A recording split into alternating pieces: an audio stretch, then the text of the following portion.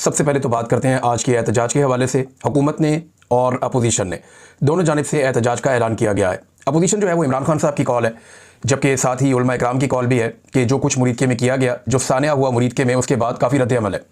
पहले मैं आपको स्टेटमेंट बता देता हूँ जो अहले सुन्नत वल जमात का एक स्टेटमेंट है और इनकी जो मुख्तलिफ तंजीमें हैं, मुल्क भर की तमाम तंजीमात अहले सुन्नत के मुश्तरका एलामिया में कहा गया कि सानिया मुरीद के पाकिस्तान की तारीख का स्याह तरीन दिन है और अहले सुन्नत की नस्ल कुशी के मुतरादिफ है।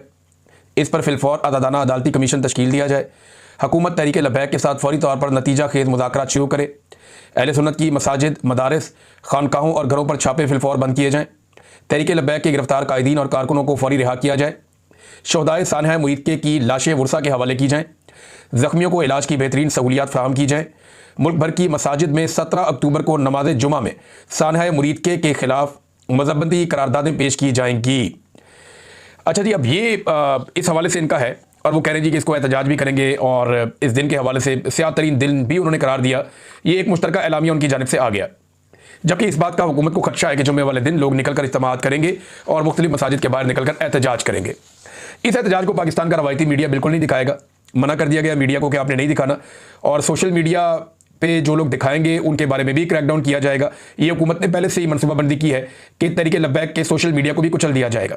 पाकिस्तान तहरीक इंसाफ के सोशल मीडिया को कुचलने की बहुत कोशिश की गई, लेकिन वो आज तक सर्वाइव कर रहा है। अब तहरीक लबैक के बारे में जो मोहसिन नकवी साहब ने एक स्टेटमेंट दिया, उनका स्टेटमेंट यह है कि जो गोली चलाई गई है वो सिर्फ उन लोगों पर चलाई गई जो लोग मुसल्ला थे या जिनके पास हथियार मौजूद थे। किसी ऐसे शख्स के ऊपर गोली नहीं चलाई गई जो गैर मुसल्ला था। दूसरा, उन्होंने कहा जी कि पुलिस को बहुत मारा है तहरीक लबैक के लोगों ने, बल्कि एक पुलिस वाले के बारे में वो कहते हैं जी कि उसके जिस्म में कोई 21 गोलियां या पता नहीं इससे ज़्यादा गोलियां बता रहे थे कि वो लग गई हैं। हालांकि हमने जो मनाजिर देखे सोशल मीडिया पे या जहां से भी मनाजिर आ रहे थे, उनमें कहीं पे भी हुकूमत खुद भी नहीं दिखा पाई कि कीलों वाले डंडे, या खुद भी नहीं दिखा पाई मौजूदा मनाजिर में कि तहरीक लबैक के लोग गोलियां चला रहे हैं। हालांकि बहुत सारे ऐसे मनाजिर मौजूद हैं जहां पे पुलिस या रेंजर्स वो गोलियां चला रहे हैं, तोड़ फोड़ कर रहे हैं। बहरहाल जो मोहसिन नकवी ने क्लेम किया, उन्होंने कहा जी हम तो मुज़ाकरात लगातार कर रहे थे, आखिरी मिनट तक हमने मुज़ाकरात किए और हमने किसी ने हत्या शख्स को नहीं मारा। ये सारी चीज़ें मोहसिन नकवी ने कही। लेकिन मैं आपको एक चीज़ सुनाता हूँ। मैंने आपसे कहा था ना मेरे पास सबूत मौजूद है, तो ये जो मेरे पास सबूत मौजूद है, ये जनाब अल्लामा फारूकुल हसन साहब हैं, तहरीक लबैक पाकिस्तान के शूरा के हेड हैं। तो ये जो अल्लामा फारूकुल हसन साहब हैं, इन्होंने मुझे एक पैगाम भेजा, एक ऑडियो, क्योंकि उस वक्त तहरीक लबैक के ऊपर क्रैकडाउन का आगाज़ हो चुका था जब इन्होंने मुझे ये ऑडियो मैसेज भेजा था। और इसके बाद जो रात आई और जो दिन का टाइम हुआ तो बहुत तबाही फैली उसके बाद। लेकिन ये उन्होंने मुझे उस वक्त मैसेज भेजा जब घेरा पड़ गया था और गोली चलना शुरू हो गई थी और अटैक शुरू हो गया था। उस वक्त इन्होंने मुझे ये पैगाम भेजा। इसकी बैकग्राउंड में आप स्टेज के ऊपर से आवाज़ें सुन सकते हैं। तो ये कहते हैं सिग्नल बहुत कम आ रहे हैं। मैंने कहा जी आप मुझे फिर ऑडियो मैसेज कर दें। तो इन्होंने ऑडियो पैगाम के जरिए से मुझे बताया कि उस वक्त वहां क्या चल रहा था और मुज़ाकरात के बारे में जो मोहसिन नकवी साहब का दावा है उस बारे में ये उस वक्त क्या कह रहे थे जिस वक्त वो धरना अपने आखिरी मराहिल में था और जब वो मुरीद के में रुका हुआ था, जिस जगह पे बाद में कत्लेआम हुआ, जहां पे वो पूरा सानिया हुआ। अब ये पैगाम सुनवाने का वक्त आ गया। इसका एक हिस्सा मैं आपको सुनाता हूं। अभी कुछ चीजें और हैं मेरे पास, वो मैं आपको बाद में बताऊंगा। लेकिन पहले आप जरा ये सुने कि अल्लामा फारूकुल हसन साहब क्या कह रहे हैं, जिनका ताल्लुक तहरीक लबैक से है और वो इनके शूरा के अहम तरीन हेड है। ये सुने जी। अस्सलाम वालेकुम वरहमतुल्लाहि वबरकातुहू। भाईजान, मामला यह है कि ये जानबूझ के हालात को खराब करने और कशीदा करने की सूरत हाल नजर आ रही है।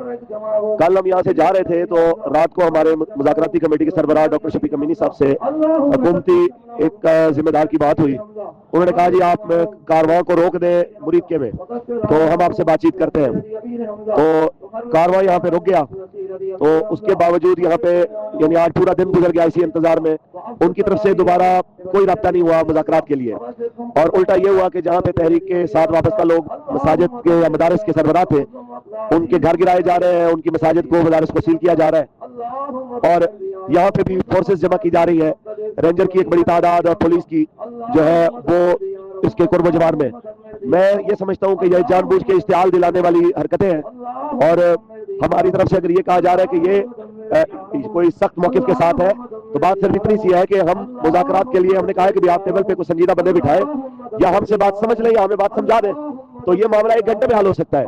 तो इसकी बजाय कि कोई संजीदा कमेटी देने की बजाय या कोई भी नाम देने की बजाय फोर्सेस को लगा देना और मुहासरा करना और अफरा तफरी फैलाना, और जिन इलाकों में गिरफ्तारियां पहले नहीं थी अब पूरे पाकिस्तान में वहां पे भी क्रैकडाउन शुरू हो जाना, ये सिर्फ अफरा तफरी फैलाने, फसाइयत और जुल्म के और कुछ भी नहीं है। कल से लेकर अब तक दर्जनों बंदे शहीद हो चुके हैं, सैकड़ों जख्मी है और 30 से ज्यादा वो है जो बिल्कुल जिंदगी और मौत की कश्मकश में है। हम सिर्फ एक सवाल कर रहे हैं कि भाई ऐलान एहतजाज का हुआ था, एहतजाज शुरू भी नहीं हुआ, आपने गोली क्यों चलाई है और अभी भी गोली क्यों चला रहे हो? कि जिस वक्त हम अभी तक, आपको पता है कि अगर हमारे हाथ से या हमारे क्राउड से कोई रद्द-ए-अमल आता, जिसके रद्द-ए-अमल में कोई पुलिस वाले या रेंजर वाले की जान चली जाती, इस वक्त सारा मीडिया हमारे ऊपर बात कर रहा होता।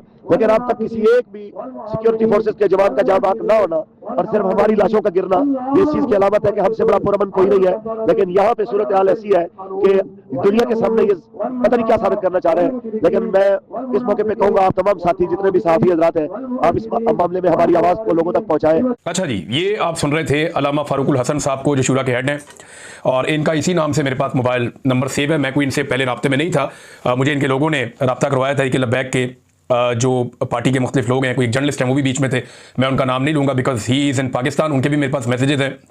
अब ये जब क्रैकडाउन शुरू हुआ, ये उस वक्त की इनकी बात है। अब उसमें ये कहते हैं कि दर्जनों लोग शहीद हो गए, वो कहते हैं 30 के करीब ऐसे जख्मी पड़े हुए हैं जो ज़िंदगी और मौत की कश्मकश में, और पीछे इनको स्टेज के ऊपर से लगातार वो आवाज़ें आ रही हैं, लोग अल्लाह रब्बुल इज़्ज़त का नाम ले रहे हैं। अब ये जो माहौल था, ये बड़ा टेंस माहौल था जिसमें इन्होंने मुझे ये मैसेज किया, और उस वक्त ये कह रहे थे कि हम मुज़ाकरात करना चाहते हैं। मेरे साथ इनकी पहले बात हो रही थी, वो ऑडियो बार बार कट रही थी, बात हो नहीं पा रही थी, तो मैंने इन्हें कहा कि आप मुझे ऑडियो मैसेज भेज दें क्योंकि आपके पास सिग्नल नहीं है। तो फिर इन्होंने मुझे ये 2-3 ऑडियो मैसेजेस भेजे, वो मेरे पास महफूज हैं। अभी और चीज़ें भी हैं, वक्त आएगा मैं आपको बताऊंगा। मैंने आपसे कहा था ना कि मैं आपको तब बताऊंगा जब हुकूमत कोई दावा करेगी। तो मोहसिन नकवी साहब ने दावा किया कि जनाब हमारे तो आखिरी वक्त तक मुज़ाकरात चल रहे थे और हमने बड़ी कोशिश की 2-3 दिन मुज़ाकरात करने की, लेकिन मुज़ाकरात नहीं किए गए। ये एक झूठ है और मैंने आपको इसका पहला सबूत दिया है। इसके अलावा और बहुत सारे सबूत हैं। जो लोग स्टेज पे मौजूद थे वो बार बार ये कह रहे थे, शाहिद खकान अब्बासी साहब ने कहा जी हकायक छुपाए गए हैं, बहुत सारे लोग शहीद हुए हैं, मैयतें उन्हें वापस नहीं मिल रही। उन्होंने अपने इलाके के अपने करीबी एक बंदे के बारे में भी बताया कि जनाब अब हलफनामे मांगे जा रहे हैं, गारंटियां मांगी जा रही हैं कि कोई कानूनी कार्रवाई नहीं की जाएगी, अगर आपको लाश दफनाने के लिए वापस देंगे तो लोगों के लिए लाशें वापस लेना एक मसला बना हुआ है। दूसरी जानब तरीके लब्बैक के कुछ 3400 कारकुनान गिरफ्तार कर दिए गए। अच्छा, एक सवाल पूछा जाता है, बार बार किया जाता है कि जनाब जब फलस्तीन के अंदर अमन आ रहा है तो फिर आप एहतजाज क्यों कर रहे हैं? भाई ये एहतजाज तो दुनिया के कई और मुल्कों में भी हो रहा है। जालिम के खिलाफ एहतजाज तो आप किसी वक्त भी कर सकते हैं, ये बाकी मुल्कों में लोग कहते हैं। बरतानिया में इस अमन मुआहदे के बाद भी एहतजाज हुआ, यूरोप में भी हुआ, और तरीके लब्बैक के एहतजाज के ऊपर जब गोलियां चल रही थी तो साउथ अफ्रीका में भी एहतजाज हो रहा था। तो इससे क्या फर्क पड़ता है कि कोई आदमी कब एहतजाज करता है? जुल्म के खिलाफ आप किसी वक्त भी आवाज उठा सकते हैं। मसला यह है कि ये तरीके लब्बैक बड़ी नेगेटिव पॉलिटिकल पार्टी रही है, मुझे पता है इनका। इन्होंने गालम गलोच का एक बाजार गर्म किया हुआ था, इनकी क़यादत मेंबर पे बैठ के गाली निकाल देती थी। वो सारी जगह चीजें अपनी जगह, इनको कानून के मुताबिक आपको निपटना चाहिए था। आज तक इनकी कोई चीज आपको बुरी नहीं लगी, सिर्फ ये इसराइल के खिलाफ बाहर निकला है तो आपको बुरा लग गया और आपने इतना बड़ा ऑपरेशन कर दिया और इतनी ऐसी सूरत बना दी। अच्छा, बहुत सारे हमारे जो दोस्त हैं ना, जो लिबरल हैं, जो पाकिस्तान तरीके इंसाफ के ऊपर जो जुल्म और सितम हुआ उसके ऊपर भी बात कर लेते हैं, वो इस बारे में जो है ना वो मुख्तलिफ राय रखते हैं। वो कहते हैं जी इनको मारो, ठीक है, क्यों, ये इंसान नहीं है? वो ये कहते हैं जी इस फितने को कुचल दो, इसको खत्म कर दो। आपकी बात ठीक है, लेकिन अगर आप मावराए अदालत कत्ल करने की इजाजत दे देंगे रियासत को, तो आज वो इन्हें मार रहे हैं, वो तो इसी तरह जस्टिफाई करते हैं कि बलूचिस्तान में जो कत्ल होते हैं मावराए अदालत वो भी ठीक है। वो तो ये भी कहते हैं जो पंजाब पुलिस कत्लेआम करती चली जा रही है, पुलिस मुकाबले हो रहे हैं, वो भी ठीक है। वो तो यही कहते हैं जिनको हम जबरी तौर पर लापता करते हैं या जिन्हें गुमशुदा करते हैं या जिन्हें ठिकाने लगा दिया जाता है, जिनकी मसकशुदा लाशें मिलती हैं, वो भी ठीक है। यानी अगर आपने इसी तरह से फितनों को कुचलना है तो फिर अदालतें बंद कर दीजिए, कानून और इंसाफ के तमाम दरवाजे बंद कर दीजिए। हर सोच को खत्म करने के लिए आप बंदूक नहीं उठा सकते, आपको लॉजिकली चीजें करनी पड़ती है। मुल्क के अंदर एक कानून होता है। मेरी तमाम लिबरल हजरात से गुजारिश है कि आपको इनसे बहुत गिले होंगे, बहुत शिकवे होंगे, मुझे भी है यार। आप लोगों को तो इन्होंने प्रैक्टिकली नहीं मारा, मेरे साथ तो हाथापाई हुई है। इसके बावजूद मैं ये कह रहा हूं कि किसी को घेर के चारों तरफ से गोलियां चलाना किसी किस्म का इंसाफ नहीं है। अदालत में चले जाएं, कानून के मुताबिक कर लें, बंदों को गिरफ्तार कर लें। अभी मसाजिद बंद की जा रही हैं, जगह जगह पे जो है वो ऐलानात किए जा रहे हैं, और मुझे ऐसा लगता है कि जो रिजवी बरादरान हैं उन्हें मंजरे आम पे लाने के लिए जुम्मा गुजरने का इंतजार किया जाएगा, क्योंकि जुम्मे के दिन जो है वो मजहबी सियासी जमातों का रिएक्शन बहुत ज्यादा आता है, वहां उनकी स्ट्रेंथ बहुत बढ़ जाती है। लिहाजा जुम्मा गुजरने का इंतजार किया जाएगा और जुम्मे के बाद आप कोई ना कोई डेवलपमेंट देखेंगे, मुझे तो ऐसा लग रहा है। रिजवी बरादरान के बारे में कभी इम्कान यह है, और मैं इस पर बिलीव इसलिए करता हूं कि मैंने ऐसा होते हुए देखा बार बार, कि वो पाकिस्तान की इंटेलिजेंस एजेंसियों की हिरासत में हो सकते हैं। बहुत मुमकिन है कि जो एजेंसियां कह रही हैं वो ठीक हो, लेकिन नहीं, मुझे ऐसा ही लगता है। क्योंकि देखिए, अगर वो किसी और जगह पे आते तो उनका कोई ना कोई पैगाम आ जाता, कोई ना कोई ऑडियो आ जाती, कोई ना कोई वीडियो आ जाती। वो अगर जख्मी है तो कहीं इलाज करवाते, या उनकी फैमिली की जानिब से या पार्टी की जानिब से कोई हिकमत अमली सामने आ जाती। ये ऐसे इश्तिहारियों की तरह छुप कर तो वो रह नहीं सकते, मैं अपने बारे में भी सोचता हूं कि क्या मैं ऐसे रह सकता हूं, तो मैं नहीं रह सकता। तो वो कैसे इस तरह इतना टाइम गुजार सकते हैं? एक पॉलिटिकल पार्टी तो बनी हुई है ना उनकी, चाहे आप उससे इख्तलाफ करें, उसके हेड है। ये मुमकिन नहीं है। मेरी दानिश में वो एजेंसियों के पास ही है, और जो ठीक वक्त आएगा उस ठीक वक्त पे एजेंसियां उन्हें कानून नाफिज करने वाले इदारों के हवाले करेंगी, और एक पूरा इसके लिए जो है वो शतरंज एक बिछाई जाएगी, और उस तरीके से वो होगा। अब कुछ लोग इसको बहुत बड़ा जुल्म समझ रहे हैं और इसके खिलाफ आवाज उठा रहे हैं। इमरान खान साहब के खिलाफ पीका का मुकदमा करने का इन्होंने फैसला कर लिया, और आप रीजन सुनेंगे तो आप हैरान हो जाएंगे। यानी इमरान खान साहब ने एक स्टेटमेंट दिया, और उस स्टेटमेंट में इमरान खान साहब ने कहा कि ट्वीट थी ना उनकी कि मुरीद के वाक़े में सरकारी इतलात के मुताबिक 4 मुजाहिरीन जान से गए, जबकि मुतासरा फरीक के मुताबिक हकीकी तादाद 400 से 600 तक है। यही तो कह रहे हैं तरीके लबैक वाले या बाकी लोग। रेहान ग्राम जो है वो उसने तो ये कह दिया 1000 से ज़ायद है, जबकि तरीके लबैक वाले कह रहे हैं कि तादाद सैकड़ों में है। समा टीवी ने जो प्रोग्राम किया, समा टीवी के प्रोग्राम के ऊपर जो तादाद बताई गई, वो जख्मियों की तादाद को 150 के करीब उन्होंने बता दी, और उन्होंने कहा जी लाशें भी और जख्मी जो है वो सैकड़ों में है। ये समा टीवी के ऊपर चला, वहां पीका नहीं लगा, वहां पे पीका ने कोई एक्शन नहीं लिया, और इमरान खान जिसने दोनों का मौक़िफ़ बयान किया उसके ऊपर पीका लगाने का फैसला कर दिया गया। How is it possible? कैसा मज़ायका खेज मुकदमा है सिर्फ टिकटॉकर्स की ख्वाहिश के ऊपर या उनके आकाओं की ख्वाहिश के ऊपर। यानी अजीबोगरीब निज़ाम चल रहा है, यहाँ लौंडियां हैं, गुलाम हैं, आका हैं। ये तो मुझे लगता है कि हम कोई कई 100 साल पीछे चले गए। पाकिस्तान के अंदर जमहूरियत नाम की चीज़ ही कोई नहीं है। ये मुकदमा जनाब हमारी ख्वाहिश है तो ये दर्ज कर दिया जाए इमरान खान के खिलाफ, ऐसे थोड़ी होता है। मौलाना फजलुर रहमान साहब एकदम गुस्से में हो गए नादरीन, और मौलाना फजलुर रहमान साहब ने जो स्टेटमेंट जारी किया वो मैं आपके सामने रखता हूँ। फजलुर रहमान साहब ने अपने कारकुनों को कहा कि जनाब इस्लामाबाद जाने की तैयारी करें, और अब हम इस्लामाबाद जाएंगे। फजलुर रहमान साहब ने कहा कि आज किसी का माई का लाल जो है वो पाकिस्तान में इसराइल को तस्लीम करने की बात करने की जरूरत नहीं कर सकता। फजलुर रहमान साहब एकदम गुस्से में आए, और उन्होंने कहा जी कि पार्लियामेंट एस्टेब्लिशमेंट के घर की लौंडी है, अब ऐवान की नहीं मैदान की हैसियत है। ये मैदान जिंदा है तो हम जिंदा हैं, जाली ऐवान को ठोकर की नोक पर रखते हैं। ये जनाब फजलुर रहमान साहब कह रहे हैं। फजलुर रहमान साहब को हुआ क्या, गुस्से में क्यों आ गए? गौर कीजिए जरा थोड़ा सा। वो ये कहते हैं जी इलेक्शन का मैंडेट नहीं है, जाली हुकूमत है, मैं नहीं मानता, और ये इलेक्शन ही जाली था, धांधली ज़्यादा था, चोरी का मैंडेट कबूल नहीं है। इसी चोरी के मैंडेट के साथ मिलकर फजलुर रहमान साहब ने आईनी तरमीम करवाई है, 26वीं आईनी तरमीम, और इन्हीं के साथ मिलकर फजलुर रहमान साहब ने इमरान खान साहब की पहले हुकूमत गिराई, और उसके बाद इमरान खान साहब का रास्ता बार बार रोका है। इसी जाली मैंडेट में फजलुर रहमान साहब ने मखसूस नशिस्तें कबूल की हैं, और अभी इसी मैंडेट के तहत अगर फजलुर रहमान साहब से जो उनको आसरा मिल गया था कि उनका भाई वज़ीर आला खैबर पख्तूनख्वा बन जाएगा, अगर वो कर दिया जाता तो उन्हें कबूल था। लेकिन क्योंकि उनका भाई वज़ीर आला नहीं बन सका, तो लगता है फजलुर रहमान साहब को इस वजह से गुस्सा है। देखिए फजलुर रहमान साहब के साथ होता क्या, उनके साथ वादे तोड़ दिए जाते हैं। माजी में उन्हें एक पेशकश थी, और बड़ी पुरकशिश पेशकश थी।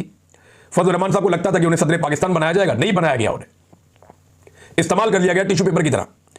अब फजलुर रहमान साहब को लगा कि उनके भाई को वज़ीर आला बनाया जाएगा, थोड़ी सी सीटें, चंद सीटों के बावजूद बना देंगे। कैसे बना देंगे भाई? ऐसे बनाएंगे जैसे 17 सीटों पे शहबाज शरीफ को वज़ीर आज़म बना दिया, तो मेरे भाई को भी बना दो वज़ीर आला।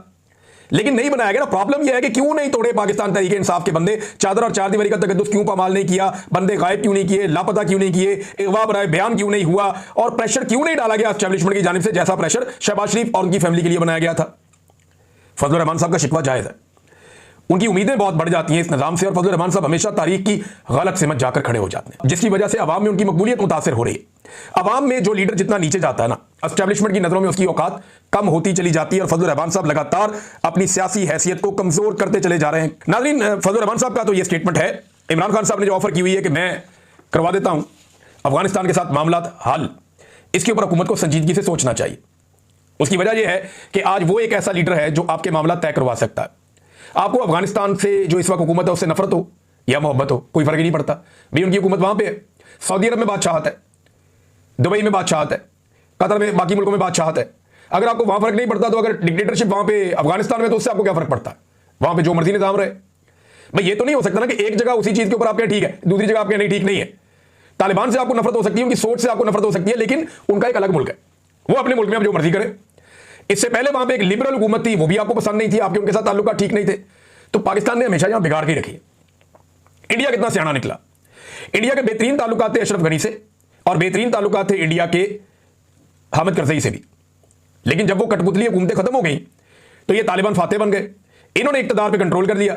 अब इंडिया ने ये सोचा कि भी हमारे नजरिए से लाख इख्तलाफ से तल्लुक बनाओ, अपने मुल्क का फायदा सोचो, दफा करो उनके मुल्क में क्या चल रहा है। तो इंडिया ने अपने ताल्लुकात अफगान तालिबान के साथ भी बना लिए, और पाकिस्तान जिनके पास मौका था, पाकिस्तान ने अपने ताल्लुकात बिगाड़ दिए सिर्फ ट्रंप को खुश करने के लिए। अब ट्रंप को खेलने के लिए कल कोई और खिलौना मिल गया, या उसे कोई नया शुगल मिल गया जंगों के अलावा, तो वो इस तरफ तवज्जो नहीं देगा, फिर ये कहां जाएंगे, फिर ये अपना सौदा कहां बेचेंगे अगर खरीदारी ना रहा तो एक आदमी को या एक खास तबके को खुश करने के लिए ये हमने एक नई जंग मोल ले ली है। ईरान के साथ हमारे ताल्लुकात अजीब से हैं, इंडिया के साथ एक अलग लड़ाई चल रही है। आप अफगानिस्तान को भी एंगेज कर लेंगे, पाकिस्तान के अंदर बलूचिस्तान नो गो एरिया है, कबायली इलाकों में आप जा नहीं सकते, गिलगित बल्तिस्तान में तजारत रुकी हुई है, आजाद कश्मीर में डेडलाइन का आखिरी हफ्ता चल रहा है। भाई आपने पाकिस्तान के साथ करना क्या है, और खाली ऑपरेशन के साथ आप नहीं कर पाएंगे। देखिए प्रॉब्लम क्या है, अफगानिस्तान को यह लगता है तालिबान को कि उनके मुखालिफिन पाकिस्तान के अंदर रहते हैं जो अफगानिस्तान के अंदर जाके दहशतगर्दी करते हैं। इसी तरह पाकिस्तान को लगता है, और यह हकीकत भी है, कि पाकिस्तान के अंदर दहशतगर्दी करने वाले अनासर अफगानिस्तान में रहते हैं। अब यहां बनता तो ये दोनों ममालिक मिलकर बैठे और बैठ के फैसला करें कि एक दूसरे के मुखालिफिन के लिए जमीन तंग करेंगे और एक दूसरे के मुखालिफिन का हथियार फेंकवाएंगे कि ठीक है जी हम टीटीपी को कंट्रोल करते हैं, आप दाइश को भी कंट्रोल करें, मिलकर काम करते हैं और दहशतगर्दी को यहां से जड़ से उखाड़ के खत्म करते हैं। ये करने की बजाय हम आपस में दोनों मुल्क लड़ना शुरू हो जाएं, अफगानिस्तान और पाकिस्तान, तो इसका फायदा किनको होगा? इसका फायदा उन दहशतगर्दों को होगा जो पाकिस्तान को भी नुकसान पहुंचा रहे हैं और अफगानिस्तान को भी नुकसान पहुंचा रहे हैं। उनकी तो चांदी हो जाएगी। और जो इस वक्त स्मगलिंग हो रही है बॉर्डर एरिया में, वो रोकनी चाहिए। जो मंशियात का कारोबार हो रहा है वो रोकना चाहिए। जो दहशतगर्दों के काम आ रहा है पैसा, वो रोकना चाहिए काम सारा। हर दो नंबरी बंद करने के लिए इन दो मुल्कों को मिलकर बैठना चाहिए, बातचीत करनी चाहिए। एक दूसरे की शक्ल पसंद है या नहीं पसंद, एक दूसरे का नजरिया पसंद है या नहीं पसंद, और भाई मिलकर बैठो, बात तो करो ना। जब इंडिया आकर बात कर सकता है उनके साथ, जिनका बिल्कुल 180 डिग्री का उनके साथ एक क्लैश है, अगर वो कर सकता है तो आप क्यों नहीं कर सकते? और आपकी तो जरूरत भी है, अफगानिस्तान के साथ पाकिस्तान को बात करनी चाहिए, इसमें देर नहीं करनी चाहिए। अब ये बार बार साबित करना चाहते हैं जनाब ये इमरान खान लेकर आया टीटीपी, वो साबित है एक हकीकत सामने है कि वो नहीं लेकर आया, उन्होंने मना किया था, वो बार बार कहते रहते, हर चीज ऑन रिकॉर्ड पड़ी हुई है। अब राणा सनाउल्लाह कहते हैं जी वो आर्टिफिशियल इंटेलिजेंस है, आपके अपने बयान हैं, आपकी अपनी प्रेस कॉन्फ्रेंस है, आपकी अपनी आर्काइव में पड़ी हुई, आपका अपना ट्वीट है, आपकी अपनी आर्काइव में पड़ा हुआ है। सारी दुनिया जानती है कि अब आप झूठ बोल रहे हैं। ये टीटीपी को आप लोग बाय डिजाइन पाकिस्तान में लेकर आए, पाकिस्तान तहरीक इंसाफ को कमजोर करने के लिए खैबर पख्तूनख्वा में, और अब वो गले पड़ी हुई है और अब लड़ाई बढ़ गई है, लड़ाई बढ़ गई है और बढ़ती चली जा रही है। तो गुड तालिबान बैड तालिबान वाला काम खत्म करें, अफगानिस्तान के अंदर जो भी हुकूमत है उसके साथ मिलकर बैठ के बात करें और बात करके इसका सलूशन ढूंढें, दहशतगर्दी का मसला हल करें। जो बात इमरान खान कह रहा है उसको समझें।